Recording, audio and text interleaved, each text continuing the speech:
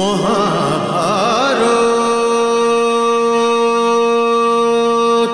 এখন মাতাশ্রীকে এটা কে বোঝাবে যে দুর্যোধনের থেকে আমরা স্নেহ পেতেই পারি না? ভীম, তোমার নিজের ভাইয়ের স্নেহের ওপর সন্দেহ করা শোভা দেয় না। হ্যাঁ ভ্রাতাশ্রী, এ আমিও জানি, কিন্তু আমাকে ক্ষীরের সঙ্গে বিষ খাইয়ে দিয়ে গঙ্গা নদীতে ভাসিয়ে দেবার লোক অন্য কোনো নগরী থেকে আসেনি। ভীম দাদা তো এটা ঠিকই বলেছেন ভ্রাতাশ্রী। আমি তো ভ্রাতাশ্রীকে একলা কখনোই বারণাবধ যেতে দেব না।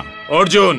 ওহো ভ্রাতাশ্রী, আপনি আমাদের প্রিয় দুর্যোধনকে এখনো পর্যন্ত ঠিক বুঝতেই পারেননি। এতে বোঝার কি আছে অনুজ? আমাদের জন্য ভবন বানানোতে ওর কি লাভ হতে পারে? লাভ আছে, লাভ নেই কি করে? ও জেনে ফেলেছে যে এখন তো আপনি হস্তিনাপুর নরেশ হবেন, আর রাজ্যে রাজকোষর হাত থেকে বেরিয়ে যাবে।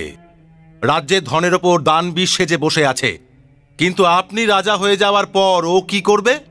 ও জানে যে এখন তো আপনার অধীন হয়েই ওকে বাঁচতে হবে, তাই আপনাকে খুশি করার জন্য চাল চেলে চলেছে।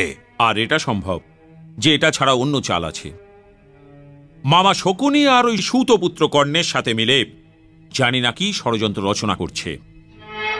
ভ্রাতাশ্রী, যদি এটা ওর আয়ত্তে থাকতো যে আপনাকে ও রাজা হতে দেবে না, তাহলে ও আপনাকে কখনো রাজা হতে দিত না। কিন্তু এখনো রাজা হয়েছে কোথায়? এই জন্যই বলছি যে ভ্রাতাশ্রীর ওখানে একলা যাওয়া উচিত হবে না। চাইছি তো স্বয়ং আমিও এটাই, কারণ যদি আমরা সব ভাই একসাথে থাকি তাহলে অধিক আনন্দ পাবো। মাতাশ্রীকে জিজ্ঞেস করে নাও, উনি যদি আজ্ঞা দিয়ে দেন তাহলে আমরা সবাই যাব। এই সহদেব, তুমিই বলো মাতাশ্রীকে, তোমার কথা উনি কখনোই ফেলতে পারবেন না। আমি তো এটাই বলছি মেজদা, যে মাতাশ্রীকেও সাথে নিয়ে যাই। মাতাশ্রী গেলে তাহলে তো বড়ই আনন্দ হবে, কারণ উনি যদি না থাকেন তাহলে ভীমের জন্য অর্ধেক ভোজন আলাদা কে করবে? এখন আপনিও আমার ভোজন নিয়ে ব্যঙ্গ করছেন ভ্রাতাশ্রী। আরে না অনুজ, যদি তুমি খেতে থাকো তাহলে পেট আমারই ভরে যায়, কিন্তু দুর্যোধনের প্রতি তুমি মনে খেদ রেখো না। ও অহংকারী অবশ্যই, কিন্তু কাপুরুষ নয়।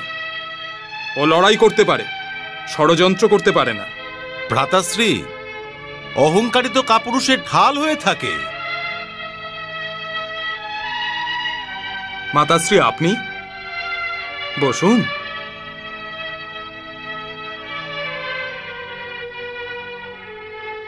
বসো পুত্র। এই কোন বিষয়ে বাদানুবাদ হচ্ছে? কে কাপুরুষ? কিরকম ঢাল? খিদে পেয়ে গেছিল, তাকে ভোলার জন্যে এমনি আমরা একটু কথাবার্তা বলছিলাম। সহদেবের প্রস্তাব এই হলো মাতাশ্রী, যদি আমরা সবাই বারানবত যাই তবে কেমন হয়?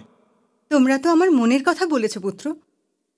তোমার একলা যাওয়া আমার ঠিক উচিত মনে হচ্ছিল না পুত্র, কিন্তু তোমাদের সাথে আমার যাওয়া কি উচিত হবে পুত্র? এটা আপনি কি বলছেন মাতাশ্রী? যদি আপনি না যান তাহলে আমি যাব না, আর আমি না গেলে তাহলে আর কেউই যাবে না। হ্যাঁ হ্যাঁ মাতাশ্রী, আপনাকে যেতেই হবে। আচ্ছা আচ্ছা। মহাভারত।